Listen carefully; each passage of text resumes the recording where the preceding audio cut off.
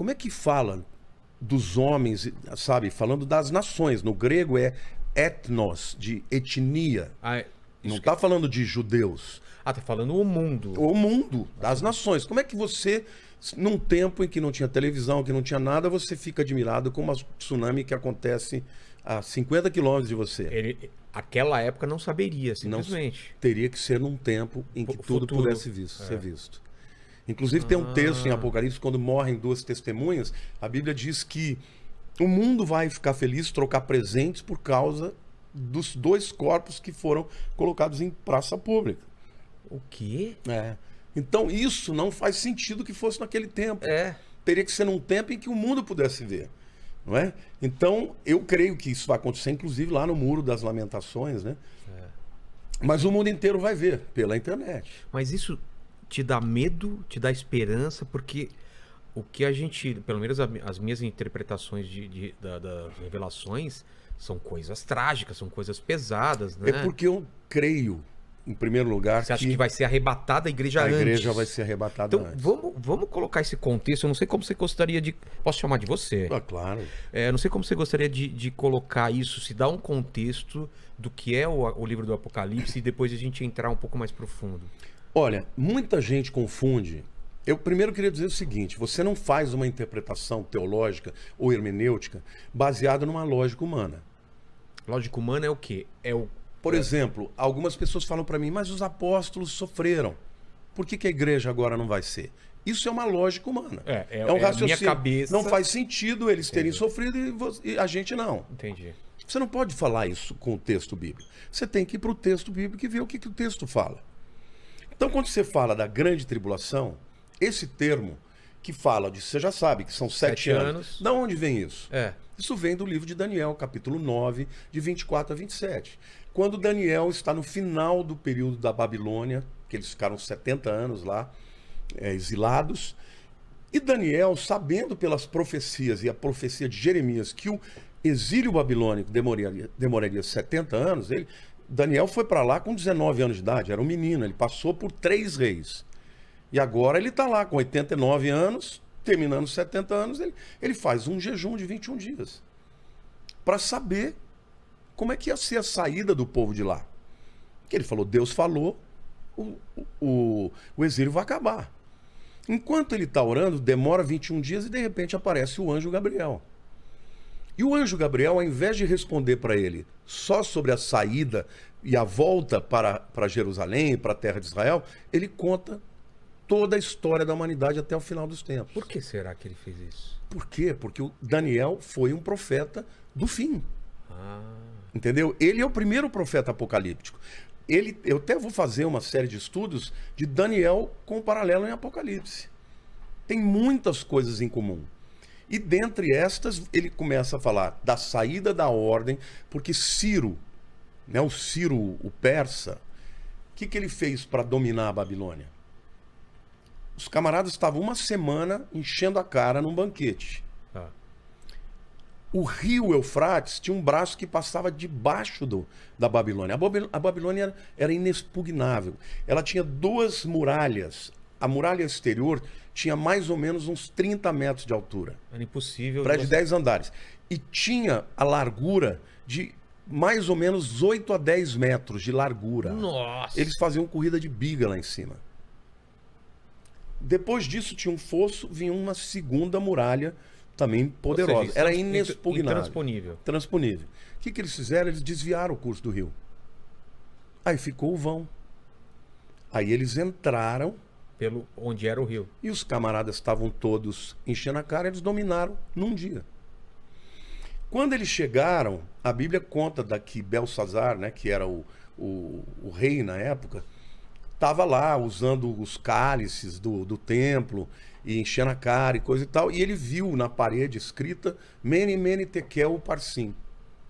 E ele ficou maluco, chamou os sábios, falou, o que está escrito aí? Ninguém sabia, ele chama Daniel.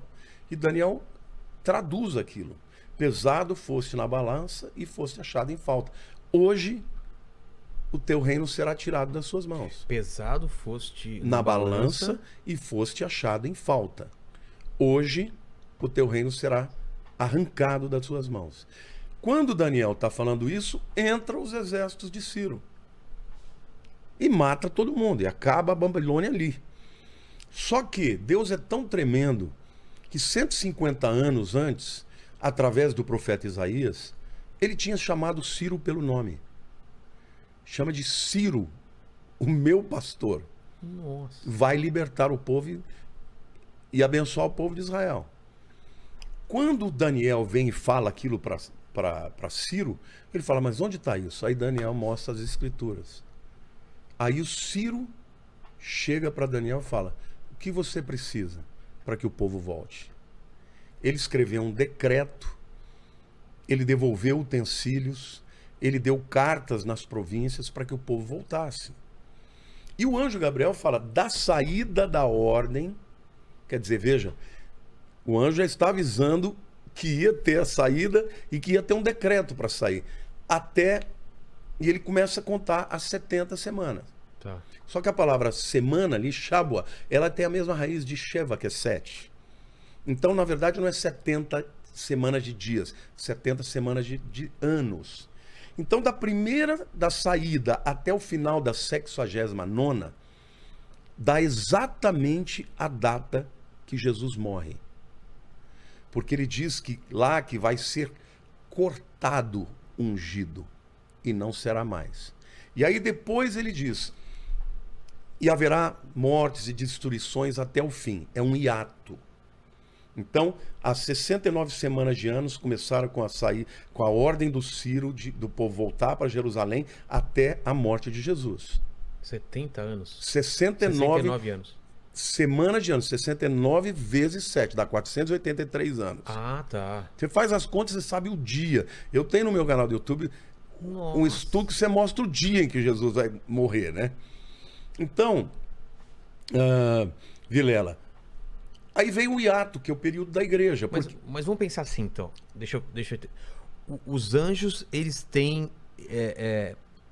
ciência dos tempos futuros? Não, no caso, aquele anjo Gabriel é o anjo mensageiro. Isso. Foi ele que entregou a mensagem para Maria, que ela seria mãe de Jesus. Ele é um mensageiro por excelência. Mas o anjo, ele não sabe. Ele não sabe, ele sabe do que Deus mostra para ele. Entendi. Então ele veio com aquele conhecimento. Tá. E aí, o que ele diz? Depois ele começa dizendo, 70 semanas são destinadas para o teu povo e para a tua cidade. Agora eu pergunto para você, Vilela, quem que era o povo de Daniel?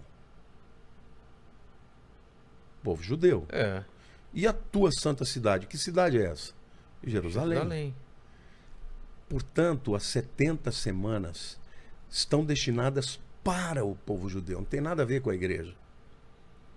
A última semana, e aí ele diz, o povo de um príncipe que há de vir destruirá o santuário e a cidade. A gente sabe pela história que quem destruiu a cidade e o templo foi o general Tito, que depois se tornou imperador. Sim. Então, a gente sabe que o anticristo, ele é descendente deste Império Romano que destruiu o templo e a cidade. Porque ele diz, o povo do príncipe que há de vir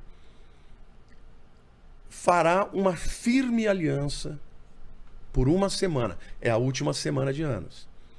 Então, daí vem o entendimento da grande tribulação. A grande tribulação é a 70ª semana de Daniel, que o anjo Gabriel contou para ele. Mas isso não está localizado ainda em tempos como... Você não, fez o cálculo... O 69 já está. Então, esse está. Agora, quando começa a 70ª? Então, no dia da assinatura do acordo de paz. E esse acordo de paz, já vários começaram a fazer conversações. Mas você sabia, vai ter que ter uma guerra para ter um acordo de paz? Não, as guerras aconteceram nesses 2000 anos. Primeira Guerra, Segunda Guerra, tudo isso. Conflitos. E Jesus falou disso. Quando vídeos falar de guerras, rumores de guerra, ainda não é o fim. O que inicia a última semana, que é a grande tribulação... É uma paz. É um acordo de paz. E quando muita gente me pergunta, quem é o anticristo? Olha quem está propondo o acordo. De paz. Porque vai haver uma dupla ali. É o anticristo e o falso profeta.